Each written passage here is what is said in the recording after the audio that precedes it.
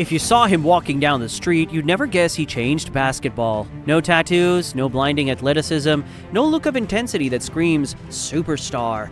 Just a tall man with sleepy eyes and a calmness that almost feels out of place in the modern game.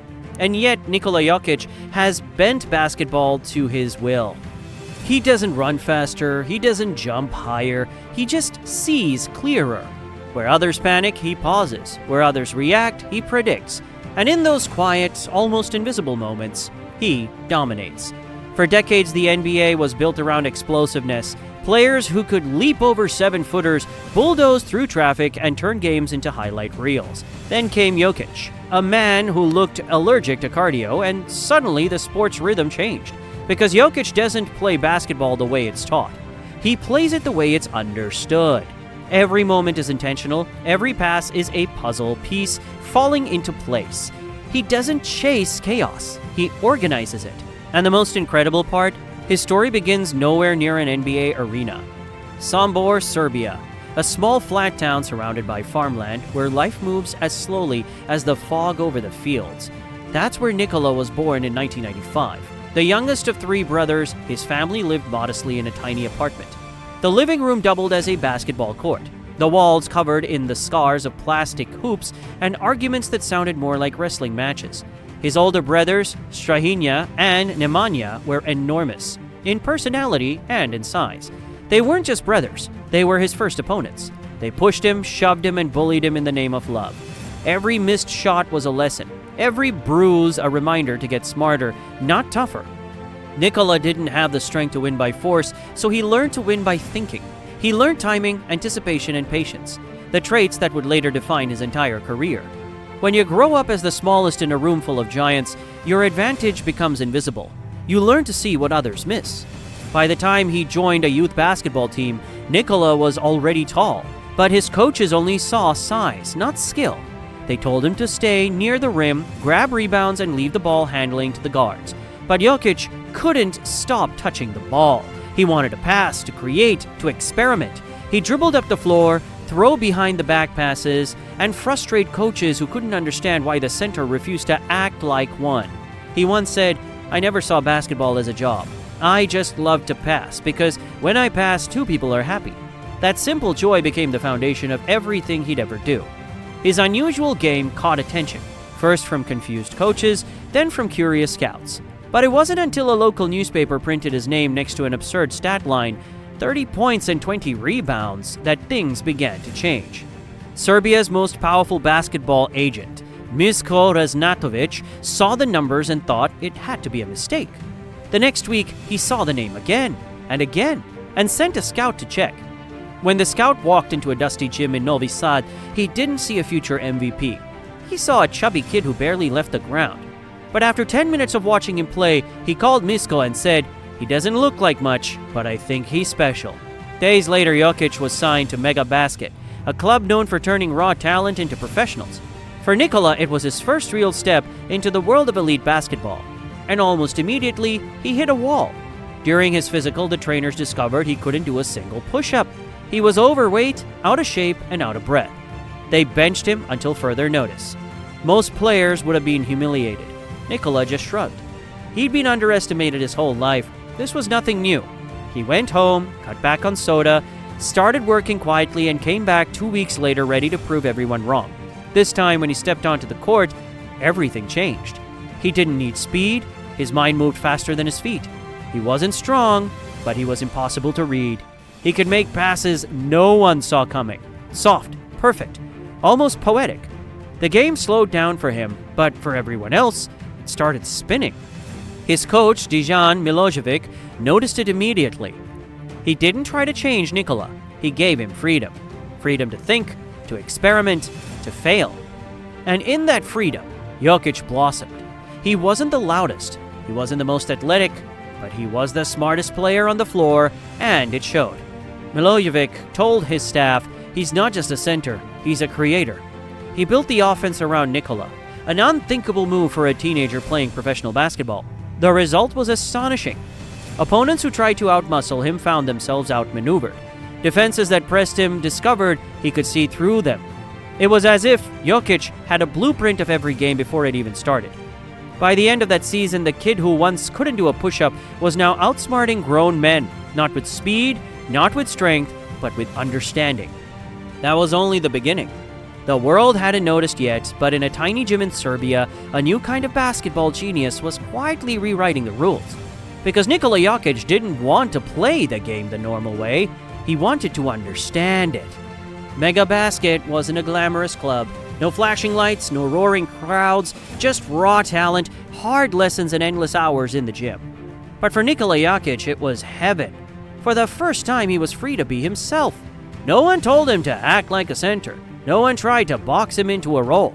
His coach, Dejan Milojevic, gave him permission to break every rule, to play basketball like an artist rather than an athlete. He didn't see Jokic's lack of athleticism as a weakness. He saw it as proof that he'd have to think differently to survive. And that's exactly what he did. Jokic began orchestrating the floor like a composer, grabbing rebounds, sprinting, jogging up the court, throwing passes, all that defied logic. No-look dimes, overhead lobs, perfectly timed bounce passes that split defenders like he'd written the play himself. He wasn't scoring the most points, but he was controlling the tempo. For every team that faced Mega, it felt less like a game and more like being caught in someone else's plan, because when Jokic played, everything revolved around him, and yet he made everyone else better. That season, word began to spread across Serbia. A strange, unathletic big man was putting up ridiculous numbers and making professionals look silly. Eventually, the national team noticed. After years of being ignored, Nikola was called up to represent Serbia at the Under-19 World Championships. It was his first time wearing his country's jersey, his first glimpse of the world stage, but even there, he wasn't a star. He came off the bench, played quietly, efficient minutes, while Serbia earned a silver medal. The headlines went to flashier names, faster, stronger players. But among the scouts in the crowd, one man couldn't stop watching the tall, slow kid who always seemed 2 steps ahead. His name was Rafal Jukic, a scout for the Utah Jazz. He'd seen thousands of prospects, most of them forgettable, but there was something magnetic about the way Jokic played. He wasn't fast, but he was fluent. The game seemed to move through him, effortlessly. Jukic wrote his name down in his notebook with a short note beside it. Keep watching this kid. Back in Serbia, Jokic returned to Mega with a new fire. He had a taste of the big stage and he wanted more. By 2013, he was competing in the Adriatic League, one of Europe's toughest. He was only 18, playing against grown men, and yet he looked completely comfortable. His stats didn't scream future MVP. 11 points, 6 rebounds, and a few assists, but anyone who watched couldn't feel his impact. The ball just made more sense in his hands. He saw patterns, reactions, space, all before they happened. Scouts began showing up to Mega games whispering about the Serbian point center, but most still didn't believe his style would ever work in the NBA, until he got his next big break, the Nike Hoops Summit. It was the biggest showcase for international prospects, a week-long camp where the best young players in the world competed in front of NBA executives. For many, it was the moment their careers exploded. For Jokic, it was another reminder that people still didn't get him. He led the camp in scoring and impressed teammates with his vision, but when the week ended, most scouts were still skeptical. They couldn't see past the body. Too slow, too heavy, too weird. While others chased headlines, Jokic quietly boarded his flight home, unbothered. He'd always been underestimated. He'd learned to live with it. But his agent, Misko Rasnatovic, had seen enough. He knew Jokic was something rare, and sometimes all it takes is one team willing to see what others don't. So despite the doubts, Misko entered his client into the 2014 NBA draft. Nikola didn't even stay up to watch it. He was home in Serbia asleep, and while he dreamed, his life changed forever. During a Taco Bell commercial break, Adam Silver quietly announced, with the 41st pick in the 2014 NBA draft, the Denver Nuggets select Nikola Jokic from Sombor, Serbia. No dramatic music, no fanfare, just a name most people couldn't even pronounce. On the other side of the world, a scout in Denver smiled. It was Rafal Jukic, again, now working for the Nuggets. He followed Jokic since that Under-19 tournament. And when he saw his name still sitting on the board in the second round, he told his GM, "Trust me, take it." That single decision changed the future of the franchise. When Jokic found out he'd been drafted, his reaction was classic. No tears, no celebration. He simply said, "Cool," and went back to bed. He knew he wasn't ready yet, so he stayed in Serbia for another year. one last season with Mega. But this time, he wasn't just another prospect, he was the star. Coach Milojevic gave him complete control of the offense, a green light to play the game exactly as he saw it. The result was chaos for opponents and pure beauty for anyone watching. He averaged near a double-double, led Mega to the playoffs, and won the Adriatic League MVP award at just 20 years old. But what stood out most wasn't his numbers. It was how easy he made the game look. He played like he was 3 moves ahead of everyone else. After the season, the plan was simple. Head to America, join the Nuggets, and see if this strange brand of basketball genius could survive in the best league in the world. But before he even set foot on an NBA court, there was one more Jokic moment left. Something perfectly for him. In the months before training camp, instead of working out obsessively, he relaxed. He drank liters of Coke, ate Serbian food, and enjoyed time at home. So when he landed in Denver that summer, he was out of shape again. Not because he didn't care, but because he didn't fear what people thought. Jokic never played for image. He played for understanding. And soon the most unassuming player in the draft would walk into the NBA and turn basketball upside down. When Nikola Jokic first arrived in Denver, no one really knew what to expect. He wasn't a first-round pick. He wasn't some hyped-up rookie from Duke or Kentucky. He was a mystery, a soft-spoken Serbian kid who looked more like a backup goalie than an NBA player. The team welcomed him politely, but let's be honest, no one thought much of him.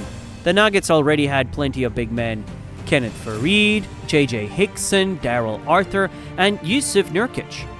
Another young, promising center. So where exactly was Jokic supposed to fit? At first, he didn't. He sat on the bench, watched from the sidelines, and waited for a moment that might never come. But the thing about Nikola is, he's patient. He doesn't need to force anything. He just studies, and slowly, quietly, he begins to understand the rhythm of the NBA. It didn't take long for his teammates to notice something strange. Whenever he was on the floor, the ball started to move differently. Plays that felt stagnant suddenly flowed. Open shots appeared out of nowhere. He wasn't calling for the ball. He wasn't demanding attention. He was just playing chess while everyone else was playing checkers. At first, the coaches tried to use him like a traditional big man. Post-ups, screens, rebounds, but that wasn't his game. He wasn't there to overpower people. He was there to outthink them. And when coach Michael Malone finally realized that, everything changed. One night against the San Antonio Spurs, Malone decided to experiment. He told Jokic, "Let's run the offense through you." It sounded insane. A rookie center running the offense? But within minutes it made sense. Jokic scored 22 points, grabbed 7 rebounds, and dished out 5 assists, all while making it look effortless. After the game, Malone was asked about his new big man. He smiled and he said, "You can talk about all the other young bigs in the league, but I know this kid's name, and I wouldn't trade him for anyone in the world." That was the night everything started. That night, the NBA got its first glimpse of the Joker. By the end of his rookie season, Jokic went from unknown second-round pick to starting center. It wasn't flashy, he didn't dunk much, but the numbers didn't lie. 10 points, 7 rebounds, 3 assists per game, and growing fast. Still, there was a problem. The Nuggets had 2 European centers, Jokic and Nurkic, and only one starting spot. The coaching staff tried to make it work, playing them together, but it was a disaster. The league was speeding up, led by Steph Curry's Warriors. Small ball was the new religion, and Denver was trying to play 2 slow-footed 7-footers at the same time. It wasn't working. They lost game after game, and the team's confidence began to crumble. Finally, something had to give. After a brutal loss to Golden State, Jokic made a decision that shocked everyone. He went to Coach Malone and said, "Bench me. Let me come off the bench. Let me find my game again." Most players would have begged for more minutes, not less. But that's what made him different. He didn't care about status. He cared about clarity. He just wanted to get better, and that's exactly what he did. Within weeks, Jokic began tearing through opposing benches. He was seeing the game more clearly than ever. His passing sharper, his timing perfect. Then came the night that changed everything. Against the Dallas Mavericks, in just 26 minutes off the bench, Jokic dropped 27 points, grabbed 11 rebounds, and threw 4 assists. Absolute dominance. The next morning, Denver's coaching staff met for an emergency discussion. They had to make a choice: Nurkic or Jokic. To help decide, the analytics team presented per 36-minute stats for 2 unnamed players. They asked, who would you build your franchise around? Everyone pointed to player A, efficient, creative, team-oriented. Then they revealed the names. Player A was Nikola Jokic, player B was Larry Bird. The room went silent. That was the moment they realized this kid wasn't just special, he was once in a generation. From that day on, Denver was his team. Nurkic was traded to Portland, clearing the way for Jokic to become the franchise centerpiece. And almost overnight, the Nuggets' entire identity shifted. They stopped trying to play like everyone else and started playing like him. Every possession flowed through Jokic. He'd grab a rebound, glance up the floor, and somehow in one motion, throw a full-court pass that hit a teammate perfectly in stride. It looked like luck. It wasn't. It was vision.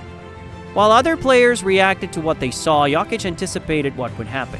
He'd built a mental cap of the court. Every angle, every rhythm, every weakness, and he used it like a weapon. He didn't need speed. He didn't need hops. He had timing. And in basketball, timing beats everything. Even off the court, he didn't act like a star. No ego, no Hollywood persona. He cracked jokes with teammates, rode horses in his spare time. He treated basketball like it was still a game, not a job. He wasn't chasing fame. He was chasing perfection. His teammates called him the Joker because no matter what the situation, he never lost his calm. Pressure didn't faze him. He'd just laugh, wipe his face with a towel, and walk back to the bench like nothing happened. One teammate said it best, "He's the only guy I know who can drop a triple-double and act like he just finished grocery shopping." That 2016-17 season, Jokic finished with 19 points, 10 rebounds, and nearly 6 assists per game. Unreal numbers for a second-year center. He was no longer the slow, unknown kid from Sombor. He was the most creative big man the league had seen in decades. But success wasn't enough, because despite his rise, the Nuggets were still missing something. That final push to become contenders. And it would take years and countless doubts before Jokic would finally silence the world and redefine what greatness looks like. By the time the 2017-18 season began, something was clear. The Denver Nuggets weren't just building around Nikola Jokic. They were building because of him. Every play, every possession, every rhythm flowed through his mind first. The team had become an orchestra and he was the conductor. Calm, patient, and in total control. He didn't shout, he didn't pound his chest, he just directed the game with an invisible hand. One perfectly timed pass at a time. While the rest of the league was obsessed with highlight reels and vertical leaps, Jokic was showing that there was another way to dominate, through pure intelligence. The more you watched him, the more surreal it became. He'd stand still for 2 seconds and suddenly, boom, a cutter was open for a layup. He'd fake a pass so naturally that defenders would spin around like they'd been hypnotized. He wasn't faster, he wasn't stronger, but somehow he was everywhere. You couldn't rush him, you couldn't speed him up, because Jokic played at his own rhythm, one that no one else could match. It was like he saw the game from above, not as a player, but as the architect. But while fans were beginning to notice his brilliance, critics still weren't sure what to make of him. How could a player with no vertical, no superstar body, and no elite athleticism be this good? He didn't fit the NBA mold. He broke it. And when you break the mold, people question you. For years, analysts kept saying the same thing. He's great, but can you really win with him? He heard it all, that he was too slow, too passive, too different. But if there's one thing Nikola Jokic never did, it's chase validation. He didn't need to prove he belonged. He just kept winning possessions. While other players obsessed over image, Jokic obsessed over angles. He studied how defenders rotated, how passing lanes opened, how small movements created chaos. He was like a scientist, always experimenting, always learning. He once said, "If you pass to everybody, everybody wants to play defense. When everybody plays defense, we all win." That wasn't a quote from a basketball player. That was philosophy. And it worked. Under Coach Michael Malone's system, Denver evolved into one of the most unselfish teams in the league. Every player touched the ball, every player moved. But it all traced back to one man, the Joker. He made basketball beautiful again. His game wasn't built on speed, but on connection. He didn't dominate by overpowering people, but by outsmarting them. And yet, despite all the elegance, there was a fire burning underneath. Jokic wanted to win. Badly. He'd joke with reporters, stay quiet in interviews, act like he didn't care about awards. But behind that calm expression was a competitor who hated losing more than anything. By 2019, Denver had become a Western Conference powerhouse, a team that played the right way. And it was all because of one slow, unathletic Serbian who saw the game differently than anyone else. In the playoffs that year, he made sure the world noticed. Game after game, he dissected defenses with surgical precision. Double teams didn't work. Pressure didn't matter. Every trap had a counter, every defender had a weakness, and Jokic could see all of it. Against Portland, he dropped 33 points, 18 rebounds, and 14 assists in a single game. One of the greatest playoff performances ever by a center. He wasn't trying to prove a point, he was the point. And then came the moment everyone had been waiting for. After years of being overlooked, after being drafted during a Taco Bell commercial, after being labeled too slow, too soft, too weird, Nikola Jokic was named the NBA's most valuable player. Not once, but twice. The kid from Sombor, who couldn't do a single push-up, was now standing among legends. And even then, he didn't celebrate like one. He accepted his award from his farm in Serbia, surrounded by horses, laughing with his family. No spotlight, no entourage, just peace. Because for Jokic, greatness wasn't about fame. It was about freedom. The freedom to play his way. The freedom to prove that intelligence could outshine athleticism. The freedom to redefine what it means to be a superstar. He once said, "I never wanted to be the best, I just wanted to play basketball the right way." But in chasing that, he became the best. Because the truth is, Nikola Jokic didn't just outplay everyone, he outthought them. And in a league obsessed with speed and power, he built his empire on patience and precision. By 2023, it was no longer a debate. Nikola Jokic wasn't just a great player, he was changing basketball. His style didn't make sense on paper. He didn't sprint in transition. He didn't dunk through defenders. He didn't even look like he should be this dominant. And yet every night he made the game look effortless, because while the rest of the league was chasing highlights, Jokic was chasing understanding. He saw the court like it was a puzzle, and every possession was another piece falling perfectly into place. Then came the ultimate test, the 2023 NBA playoffs. For years, critics said he couldn't lead a team to a championship, that his style wouldn't survive under pressure, that the game would speed him out. Instead, he slowed the entire league down to his pace. Round after round, Jokic dismantled defenses with surgical patience. The Timberwolves, the Suns, the Lakers, superstars fell one by one, not to speed, not to strength, but to timing. Every pass felt inevitable.